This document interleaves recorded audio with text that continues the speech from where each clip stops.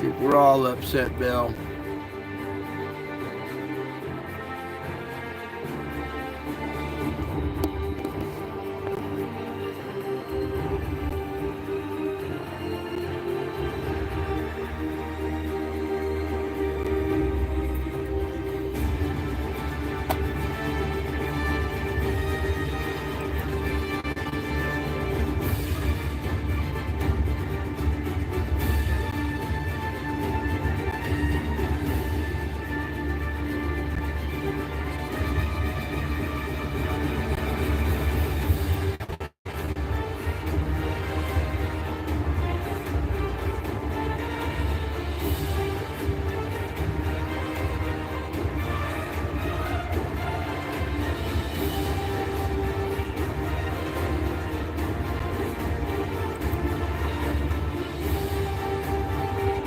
Down the car. There's the roof of it.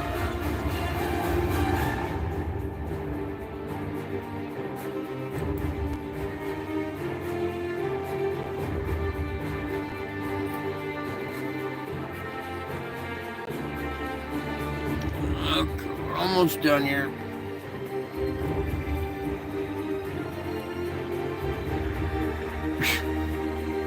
Good luck getting out of there.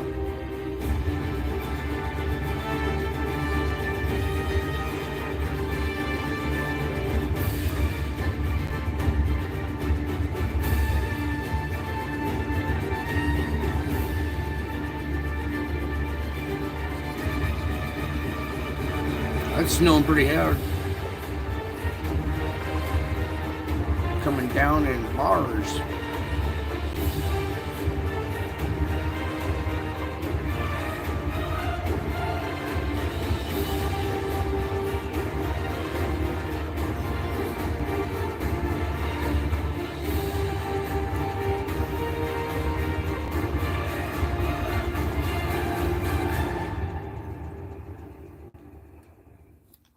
Right, howdy folks, welcome back. I told you I would be back. All right, let's get started with our solar report for tonight, and boy, do we have a lot to cover. So let's go ahead and get this loop playing here. First of all, here we are, February 6th, 2024. We'll let the loop play there for a minute. How's everybody doing tonight? Thank you for taking a moment of your precious time to come by here and join our little family for our show here tonight. Actually, I might have to reposition that again. That's a little bit better there.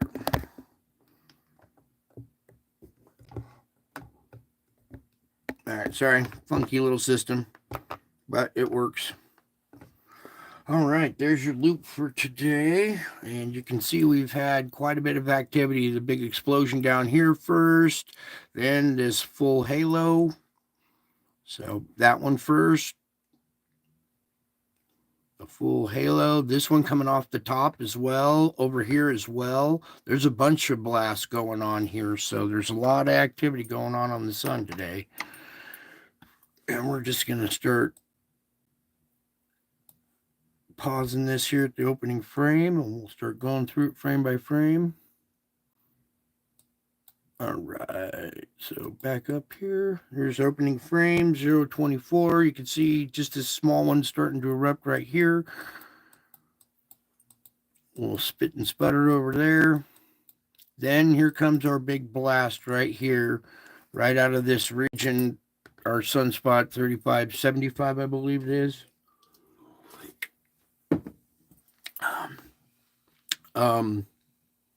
You can make out this dark region right here, plus this plasma streaking off. Let me continue on here. See our little dark object right here? There's probably another one right here at the tip of this. See how this is bending the light, and the light is actually bending around it.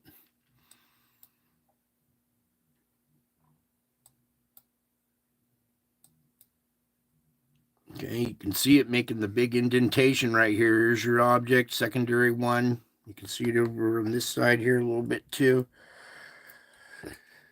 Okay, let me back up just a couple more. Boom, boom, boom, because those are the best frames right there.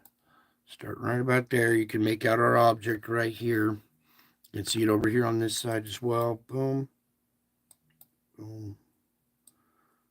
Pulling a lot of plasma out with it too. Now, see the tracker later on doesn't show this one. They're showing the big halo one.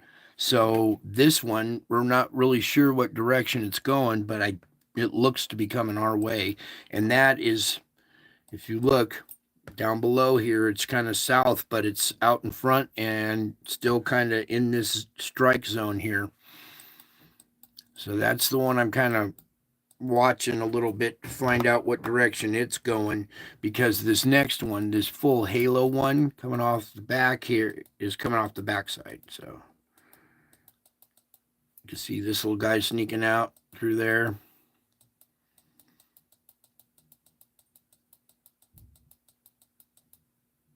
What is this?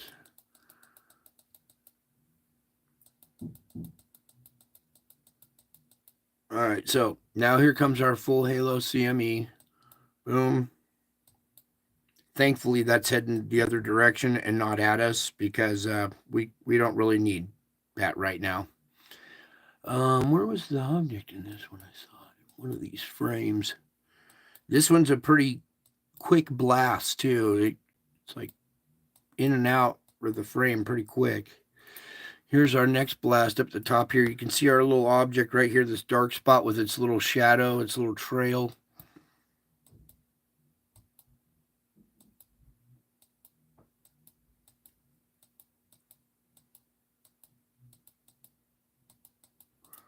Another little something coming out down here.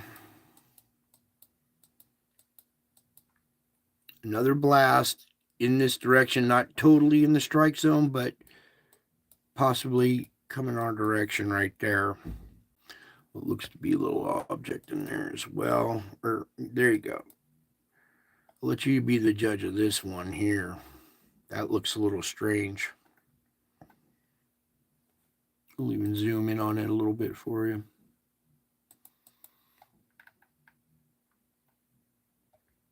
All right, so whatever's going on here, you guys can come over here as well and zoom in on it and click around. All right, so back to business. So that one's moving out of frame.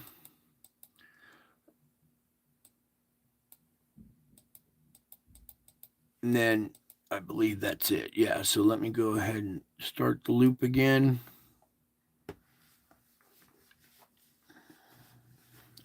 Move this little guy out of the way. Let's take a peek at that for a minute. You can see our sun's going hyperactive again here. And that was a big blast right there. Thankfully, it wasn't coming our direction. So moving on, we have had a blast just recently, and we need to come over here to Solar Ham and start covering our latest long duration event that took place just a little while ago. Come on, Solar Ham. Please, Lord. I had all this set up. There we go. See it right here? Here's our new long duration CME. Reach probably a little higher than the last one, actually. Let's zoom in on it.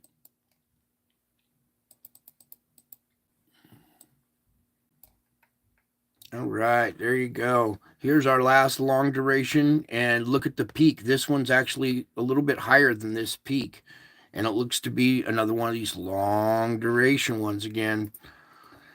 All right, so a lot of activity on our sun. These long duration M flares, not good. Well, at least this one's aiming away from us, I believe. So pull it back here. X flare potential still 25%. I can see why. M flare 60. All right, here's your latest two flares. This latest one was a 5.1. So the previous one was a 4.2. This latest one was even stronger at a 5.1. They've been increasingly stronger. 4.2, now 5.1. We have both of these regions have both gone beta, gamma, delta.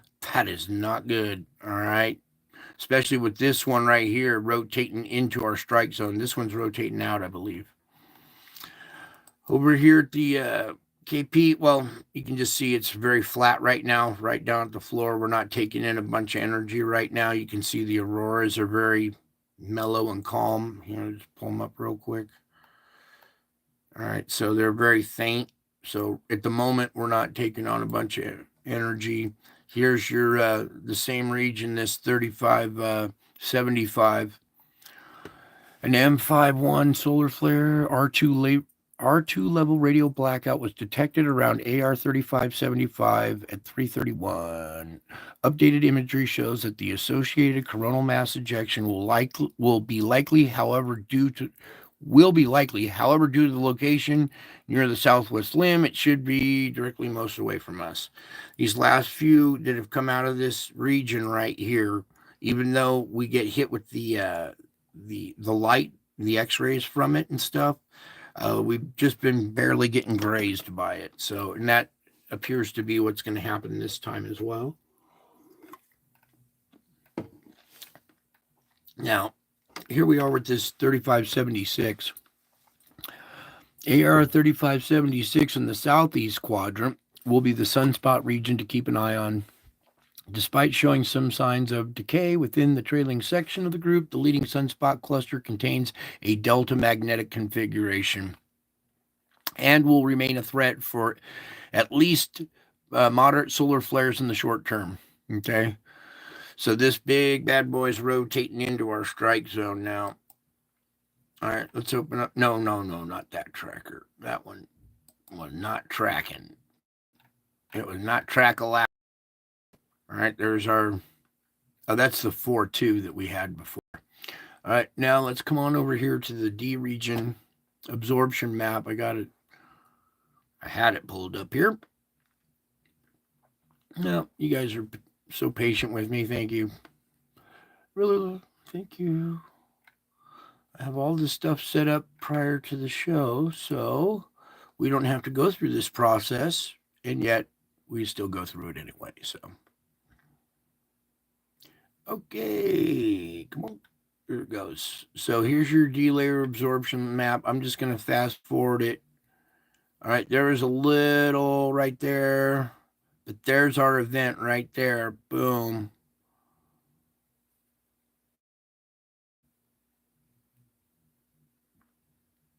All right, so we took a pretty good shot. That's more absorption. That's energy being sent down to the core. It's absorbed in the magnetic field, gets directed to the poles. The poles send it to the core heats and swells. So some more added energy, all right, today just from the flare itself. All right, it's not a bunch, but these long duration ones, it does stack up more energy the longer the duration is. So sometimes, even though it's not an X flare hitting us, it is a long duration, M flare, which they could equal out the amount of energy absorbed. Okay, so there's that. Let me come on over here now to spaceweather.com. Possible glancing blow CME that left the sun on February 6th, that's today, might graze Earth's magnetic field on the 9th. If it does not, it will be the third CME in a row that narrowly missed Earth. Third time's the charm. Even a glancing blow could cause a G1 class geomagnetic storm. Okay.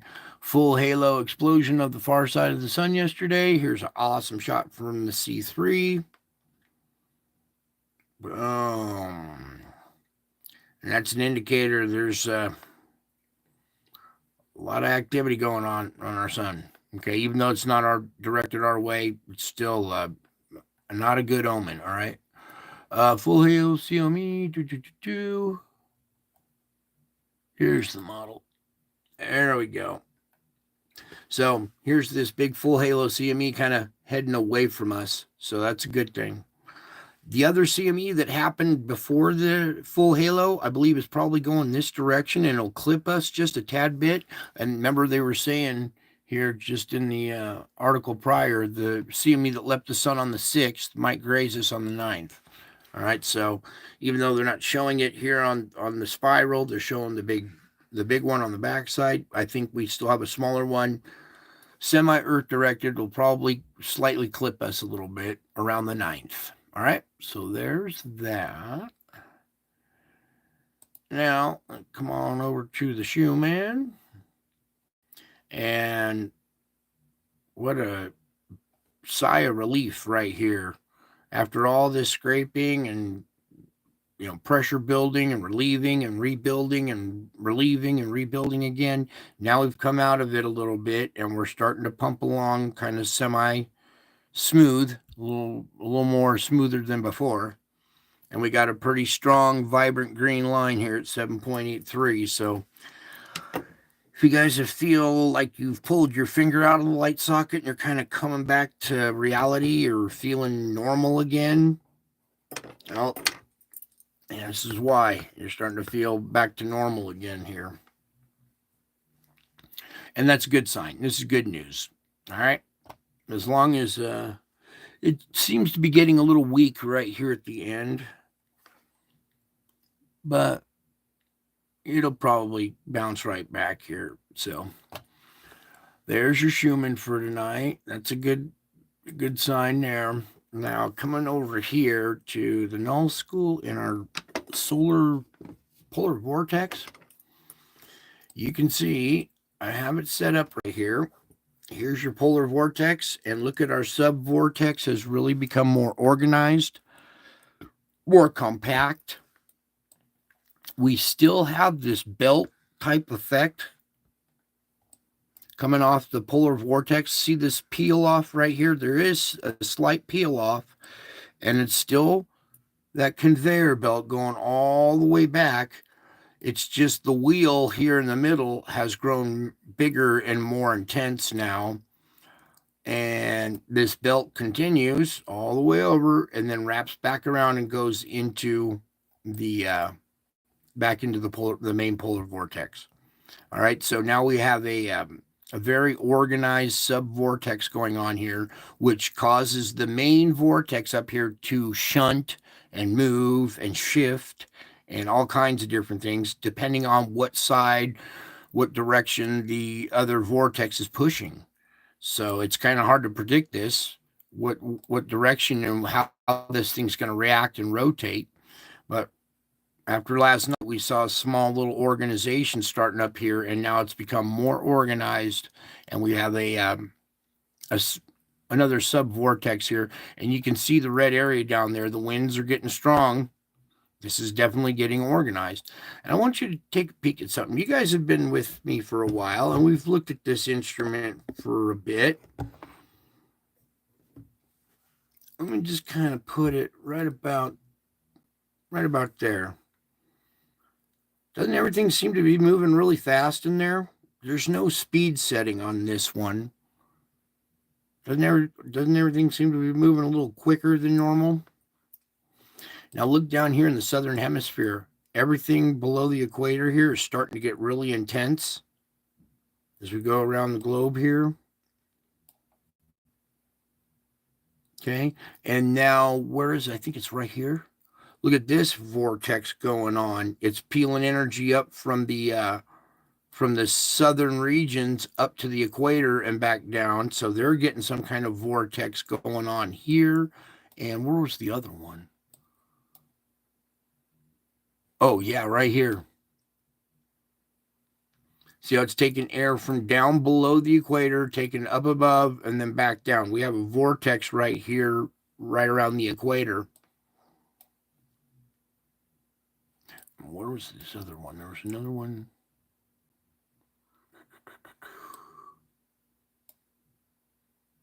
Yeah, hear this air coming over the equator and down into it right in this region. A lot has changed on this. Probably inbound objects and their magnetic fields interacting with ours causing, new vortices and vortexes to pop up and start to react. You put two magnets next to each other, their fields interact, and that's probably what's going on here. Is one of these inbound objects is passing close by, and you can see our own vortex up here, but as this thing comes, let's say this is let's position it like this. Say there's an object coming at an angle kind of at the camera this way, and as it's passing by the Earth, causes these vortexes to fire up. All right, let's now that we're here, I want to do something here. Let's put it over America here, and let's try to fix these wavy lines just a tad right there.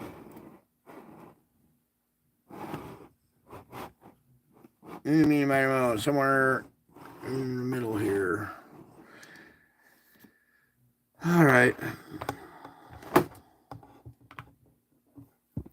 Well, we'll just stick with that, I guess. Anyways, what I'm going to do while we're looking at the West Coast here, you see this flow. This is the up at the very highest top of the troposphere here. We go down a little bit. This is the layer in between your polar vortex area and your upper jet stream. Now here's your upper jet stream, and you can see this violent, bulge that goes up, comes down, it slams someone into this moist air that's coming off of Hawaii, and now it's hitting more of Baja and Mexico. So this region will start to see massive mudslides, flash flooding, large hail, possible tornadoes, land spouts, all kinds of stuff there. So,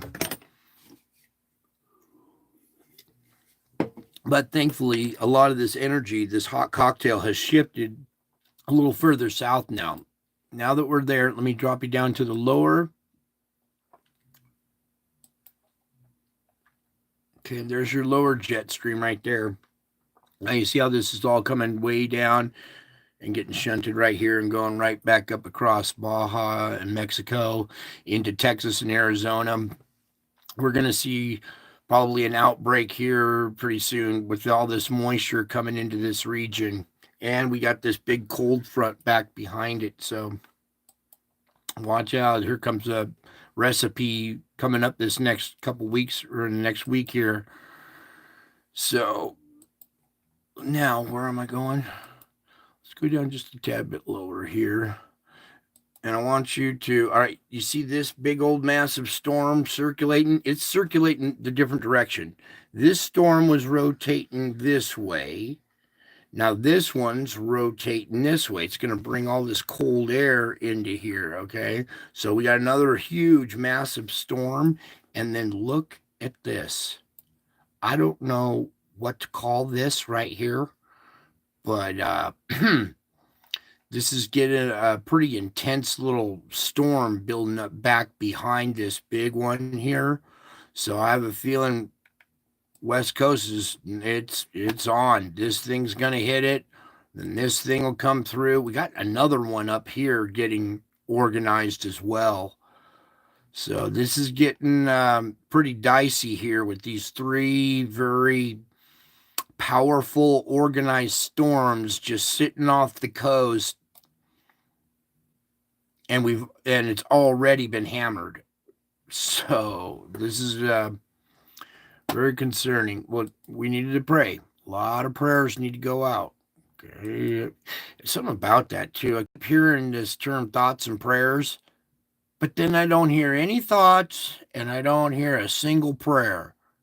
Just the term thoughts and prayers. That doesn't work. You have to actually say a prayer. You actually have to have a thought. You have to have some kind of feeling behind it. You can't just say, oh, thoughts and prayers for these people.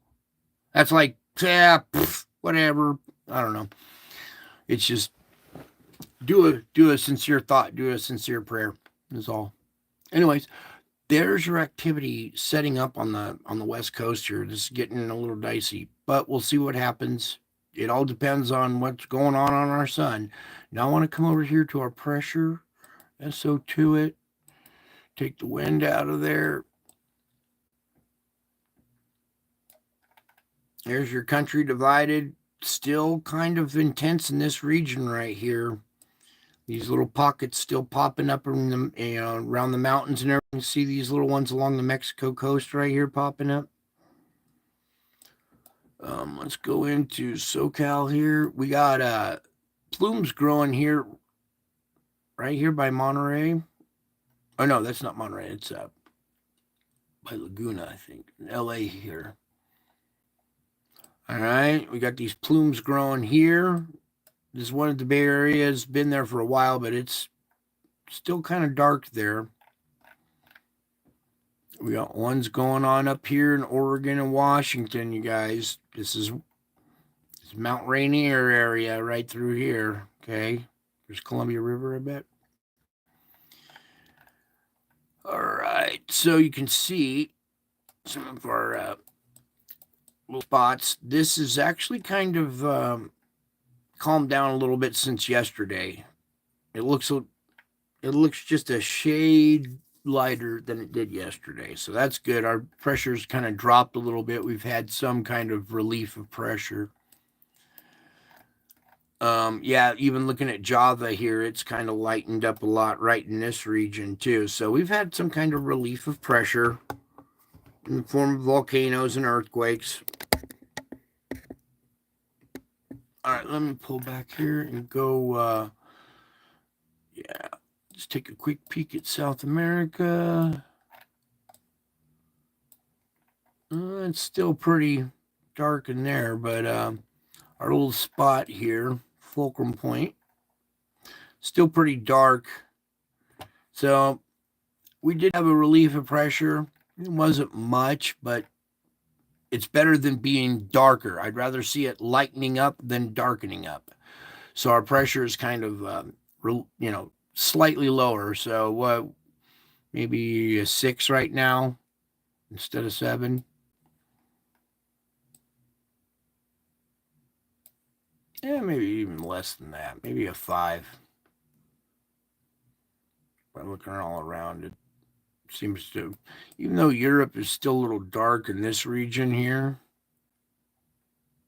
All right, enough of that. So about 5 or 6, right around there. We do want to check out our plume here. There's your sandstorm. Still kicking off sand. It'd be one thing if it just did one plume and then stopped, but it hasn't stopped. It's still spitting out sand. There's still huge dust storm, sandstorm coming across the Atlantic, still hitting South America. You can see South America is covered in this green. All right, so that's denotes the intensity of it right here, white being the most intense. So here it's off the scale, right at the maximum it can be. And now look at South America getting covered with, I bet you their skies are hazy. They're having brown and orange sunsets and all that great stuff. So you're out of season sand dust storm off of Africa. Still going. Still in progress. Something's wrong. Something's wrong. Anyway, let's, what else did I want to check there? I think that's it. Let's just come on over the earthquakes now.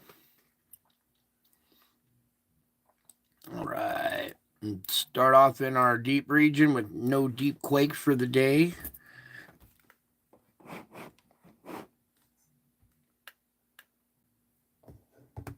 Yeah, all right. Somewhere in there.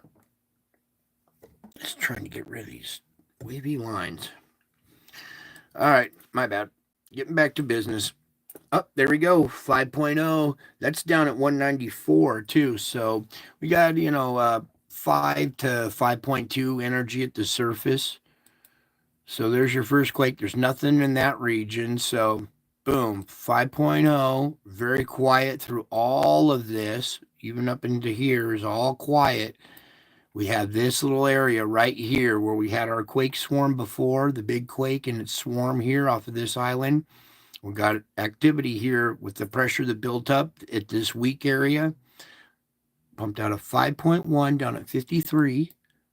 Another 5.1 down at 53. 5.1 down at 55. And a 4.5 at a depth of 60.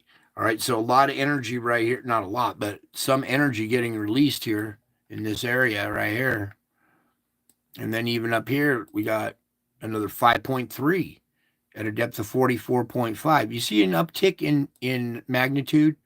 All these 5s and 5.3s. There's only one 4.5. See, we've had a jump, an increase in magnitude. 5.1 here, okay, at a depth of 5. That's our other weak spot right here, right where we have another quake. So 2 of our weak spots have indicators, this one and this one now. All right, so we got 2 of our weak spots acting up. Here's a 5.0 down at 39.9. Now you see this real quiet in here. It looks like nothing has jumped over yet because these are 2 tiny little quakes. They're 2.1 or whatever. So as we come over here to the West Coast, I want you to kind of, this could be an indicator of the energy that's maybe made it over this region. 3.8 down at 9. Down here south of California, 4.4 at a depth of 10. And down here at the Cocos Plate, another 5 down at 62. What's this one? A 4.9 at a depth of 10. That's another 5. 4.6 at a depth of 10. So we got a lot of 5 activity going on around the Pacific Rim. And it wouldn't surprise me. You see how quiet this area is right here? It wouldn't surprise me if we saw a 5 right here where we had that quake off of San Francisco the other day, last week. Our new little weak spot here. So anywhere between what this 4.6, no. I want this one right here. Anywhere between 5.0 and 3.8. So I would say look out in this region possibly for a mid-range 4 to a 5, somewhere in that zone. Possibly from Juan de Fuca down to, LA. This little zone right here looks kind of quiet. We had an indicator of some pressure making it in over here at 3.8. So this is kind of seized up right in here. And with 5 energy all over the place, it wouldn't surprise me if we saw a little 5 pop off there. I'm not predicting anything. I'm just kind of looking around, and this is what I kind of see. I want to also come back over here. Let's report on this quake right at the straits here in Djibouti. A 4.4 down at the depth of 10.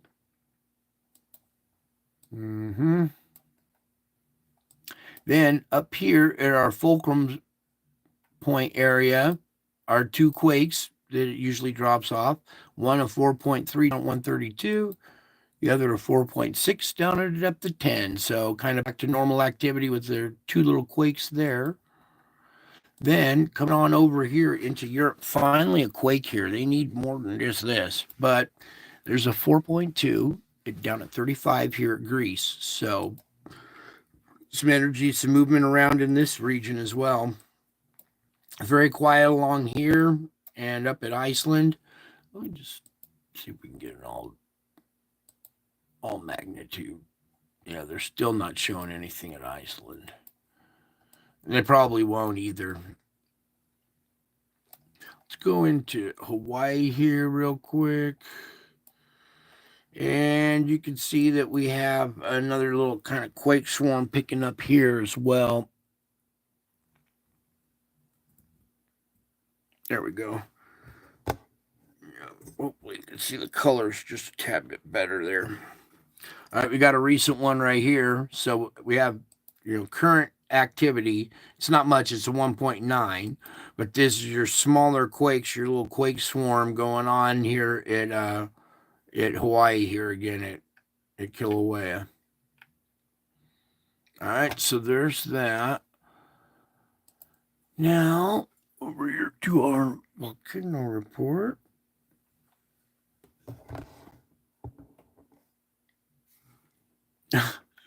This is funny. Dogs prepare you for babies. Cats prepare you for.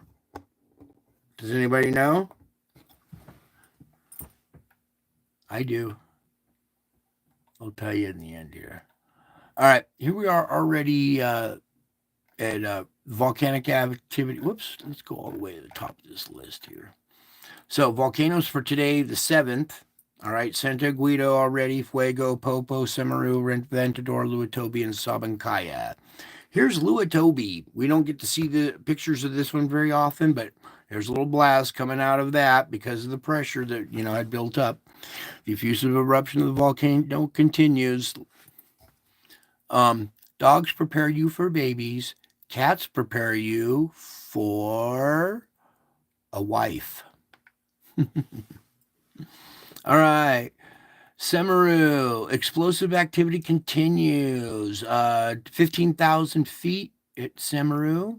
Popocatépetl, 21,000 feet. Santa Guido still going off. It's probably way up there.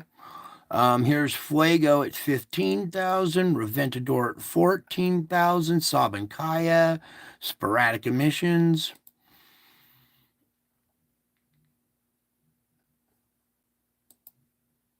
And whoops, what did I do? Let's come all the way back down here. Click on that one. There we go. There's our report for the 6th. All right. So, check it out. Stromboli, a stronger than usual explosion took place from the central southern crater. So, one of the estranged volcanoes that wasn't on the, current or almost active list. So a new one, Stromboli, boom, now on the active list. So your new volcano right there. It's kind of hard. This is tricky. These others, he's tricky. You think you're going to see it go off at Recahenus? He's like, no, now over at Stromboli. Here's the this map again of the deformation here at Recahenus. So there is still pressure there. Okay, what happens is these fissures, when they open up and these fountains spout out, and then when the pressure reduces, those cracks seal up. So it has to find a new weak spot, and then it travels around and finds the area of least resistance. And now we've got land deformation still here at Recahenus. And yeah, there's a. Okay, so we'll keep an eye on Recahenus. It's still any of the volcanoes on Iceland. Okay, so back to Ebico here, had one to 15,000 feet. Suwanosejima 6,000. Ibu to 7,000. Semeru, the explosive extrusion eruption of the volcano continues. The active lava dome within a larger crater continues to grow. Marapi had one to 13,000 feet. Dukono had one to 8,000. Popocatépetl had one to 20,000. So 20,000 today, and now 21,000 at Popo already for tomorrow. Santa Guido, 15,000 feet. Fuego, 15,000 feet. Nevada del Ruiz. I was saying, watch out for this one. Boom. 23,000 feet. Reventador, 14. Sabancaya, 24,000 feet. So, a lot of tall blasts and a new volcano added to the list, Stromboli. Okay. Also, when we were here and we were looking at our new long duration CME, I really wanted to go take a look at it, but you guys never like to go see the future. But disappointment is I've been waiting for data. So see, before we go any further, if we can get any, let's refresh real quick. Any good data. All right. See, it's not showing much. This little event or whatever that it's reacting to, probably this one right here. I don't know. That looks more like a slow motion event right there. Anyways, there's your little look into the future that we forgot to do earlier. All right, volcanoes, we're done. Let's go back over to the forecast. Yeah, I just wanted to hopefully get more frames of the 7th there. Okay, let's go ahead and start our little loop here.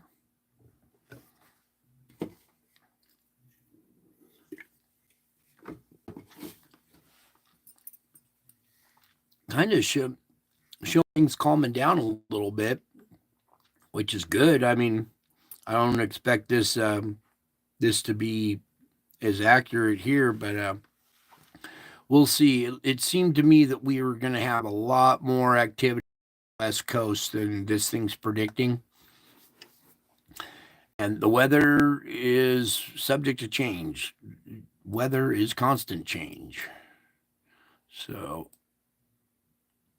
here we are, opening frame, the nighttime of the 6th. We've had our low drive, more easterly into the interior now, and now it's drawing moisture up into Arizona and the Texas region here soon. So, nighttime of the 6th, we go into the morning of the 7th. Still another plume of moisture coming in up here, snow in this region. We got a strong low there. This will be the noontime of the 7th. The end of convection. So here, California is still getting hit with heavy rain. Northern California more now, and snow in the Sierras. Same here in the Rockies. This is a big low, and we got another one sneaking in down there. This one starts to wind up and get organized here by the nighttime of the 7th. Then we go into the morning of the 8th. This is the noon, convection, nighttime, morning of the 9th. Noon, convection, morning of the nighttime, morning of the 10th. Noon. You see how this plume of moisture got sucked up in there? It's starting to get a little intense and severe by noontime. And then by convection, we have a QLCS, this quasi-linear storm front right here forming. Okay, so we'll have to keep an eye on the weather around the 10th there at the end of convection. There's nighttime, the morning. Here we have morning time severe weather, 11th. Noon, convection, pop up again. Nighttime, nocturnal thunderstorms possible. You see this small low right here. It has snow on the backside and severe weather. It's a really small, tightly compacted low. And I can't even read the numbers they put on it.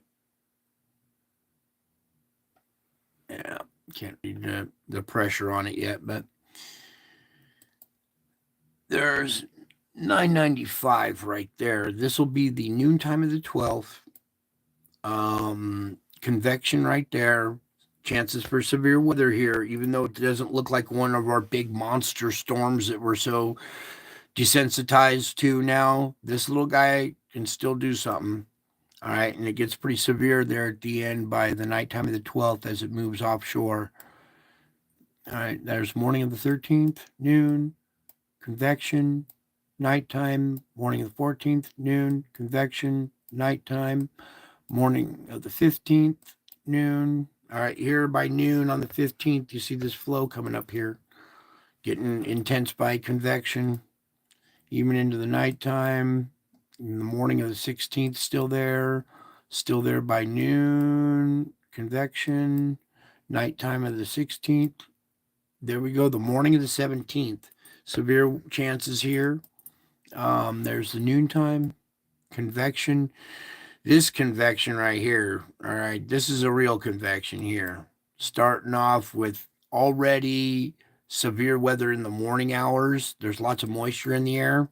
Then the sun hits it, it starts to, spread and blossom and everything. And then by the end of convection, bam, we have really tall cloud tops, severe weather in that region. Oh, come on, where is this thing? Sorry, every once in a while you click on the map and it does that.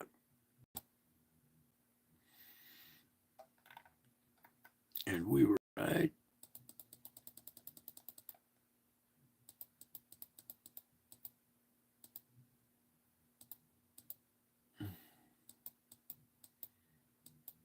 Quasi-linear. There's convection. We did that little guy, and it was this one, right? Coming up right there. So the end of convection there, February 17th. Everybody watch out. And not, severe weather and stuff, but you're going to have high winds, snow on the backside of this too. All right. So this is going to be another one of these, little monster storms that moves through here. This will be the nighttime. Look at this huge swath of severe weather the nighttime of the 17th. It continues into the morning hours of the 18th. The really hard snow, deep snow on the backside of this in that region right there. Icing event by the noon of the 18th. And there's convection, nighttime. And by the morning of the 19th, it's offshore, as we have another storm front making landfall here with severe weather for Southern California again. Bam. And that's around the 19th, but that's pretty far out there. So a lot of this is going to change, especially with our activity on the sun. So I'm just going to kind of let that loop play. And we're on for spiritual report here.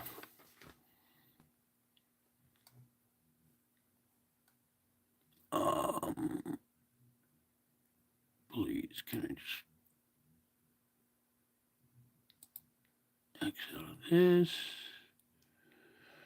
Oh, bear with me. I have to get some of these things out of the computer or it won't play nice.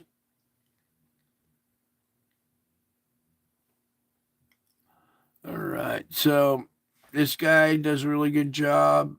You got to come over to his channel too. Come on, ads. Hurry up. It's so funny. It manages to freeze up on an ad. You want to get past it in 3 seconds, but no, that's when it's got to freeze up. Anyways, here we are. Jonathan Petromala.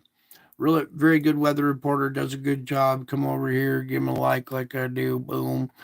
Anyways, good report he did on this all these mudslides, and we're approaching 400 right now. There's 300 plus, and we're approaching 400. So getting gnarly, and you saw we got more weather coming in our direction still. So.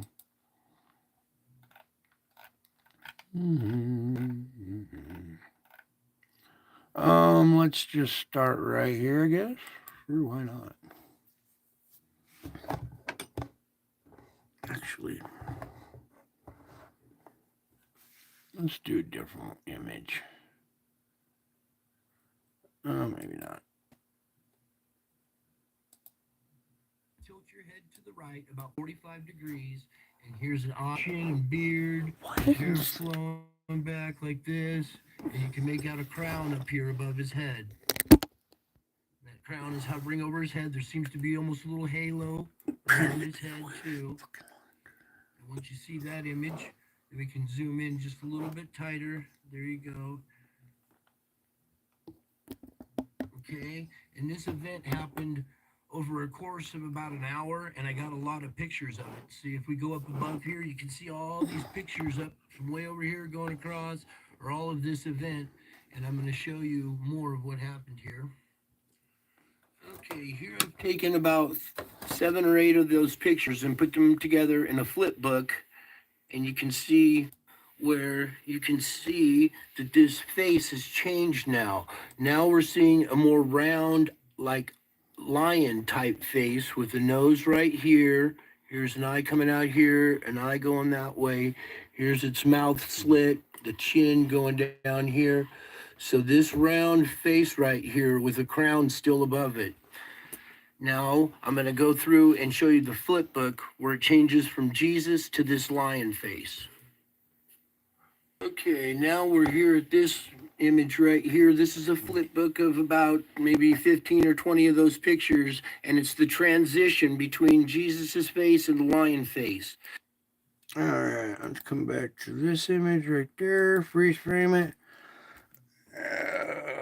Okay, finally, no wavy lines. All right, good enough. There's your 2,000-year-old prophecy come true on Easter. This event happened on Easter of 2020. Okay, that should knock your socks off right there. That should be your wake-up call right there. There's your Lord and Savior showing up in the clouds as promised, the crown signifying power and great authority on Easter. I mean, it should be the biggest headlines ever in human history, other than the first time he was here, right? But apparently, nobody. No, we got powers that don't want this out there. So anyway, let me get the reading started here.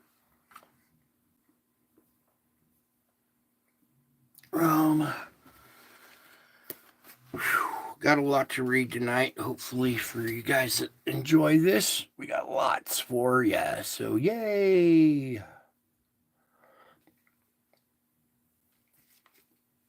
Okay. How do I want to start here? I want to start right there. Okay, yeah, here we go.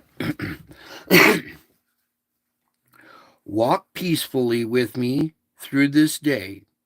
You are wondering how you will cope with all that is expected of you. You must traverse this day like any other one step at a time. Instead of mentally rehearsing how you will do this or do that, keep your mind on my presence and on taking the next step. I repeat, you must traverse this day like any other, one step at a time. Instead of mentally rehearsing how you will do this or that, keep your mind on my presence and on taking the next step. The more demanding your day, the more help you can expect from me. This is a training opportunity, since I designed you for deep dependence on your Shepherd King. Challenging times wake you up and amplify your awareness of needing my help. I repeat, challenging times wake you up and amplify your awareness of needing my help. When you don't know what to do, wait while I open the way before you. Trust that I know what I am doing and be ready to follow my lead. I will give strength to you, and I will bless you with peace. You can live as close to me as you choose. I set up no barriers between us, neither do I tear down barriers that you erect. People tend to think their circumstances determine their quality of their lives, so they pour their energy into trying to control those situations. They feel happy when things are going well and sad or frustrated when things don't turn out as they had hoped. They rarely question this correlation between their circumstances and their feelings. Yet it is possible to be content in any and every situation. I repeat, it is possible to be content in any and every situation. So put more energy into trusting me and enjoying my presence. Don't let your well-being depend on your circumstances. Instead, connect your joy to my precious promise. I am with you, and I will watch over you wherever you go. I will meet all your needs according to my glorious riches, and nothing in all creation will be able to separate you from my love. And then, so I meet you in a place of your deepest needs. So come to me just as you are, leaving pretense and performance behind. You are totally transparent to me. I know everything about you. Yet because you are my own, redeemed by my blood, I have unlimited, unfailing love for you. Ask my spirit to help you be honest and open with me. Don't be ashamed of your neediness. Instead, use it to connect with me in humble dependence. Invite me to have my way in your life. Remember that I am the potter and you are the clay. The weakness you bring me is malleable in my hands, and I use it to mold you according to my will. Your deepest need is to lean on, trust in, and be confident in me. Accepting your lack of strength helps you lean on me in an unashamed dependence. I am training you to trust me with all your heart and mind, a lifelong endeavor. And the best way to not be afraid is to have confidence in me, your strength. Your choices matter. They are a vital part of my transforming work in you. You make most of your choices alone in the solitude of your heart and mind. But remember, I am Christ in you. I know every thought before you think it, every decision before you make it. Your realization that I'm aware of everything going on within you can protect you from careless, selfish living. Let your desire to please me, the one who knows you so intimately, change the way you think and live. You may have assumed that your choices are mostly insignificant, but this is not true. A good decision you make today, however small, may set you on a path to accomplish something very important. A bad decision, seemingly minor, can lead to a serious failure or loss in the future. Let me take a sip here.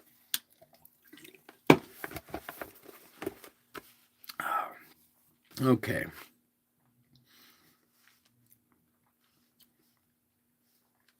Where did I leave off here? So let me repeat this again, because this is so important to how you guys live and how this works.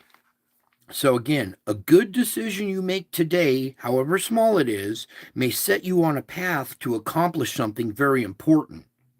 A bad decision, seemingly minor, can lead to a serious failure or loss in the future.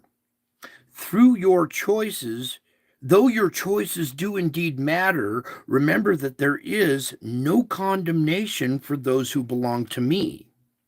I am able to see all your flaws and failures, yet simultaneously love you with glorious, unfailing love. I am your brother and your friend. I am the firstborn among many brothers. You are being conformed to my likeness. This is an astonishing privilege and blessing. Some children are blessed to have a strong, loving older brother who helps and protects them. You have an all-powerful big brother who is constantly looking out for your interests. Even the most committed family member or friend cannot be with you always, but I never leave your side. I am the friend who sticks closer than a brother. My continual presence with you should never be taken for granted. Remember that your faithful friend is also King of Kings and Lord of Lords. I am the first and the last, the living one who was dead and is now alive forever and ever. I want you to relate to me with reverence because I am your Savior God. Remind yourself that this glorious gift of salvation is yours forever, and honor me with gratitude. Praise me for the help of my presence. At all times and in all circumstances, it's appropriate to pray. Thank you, Jesus, for being with me here and now.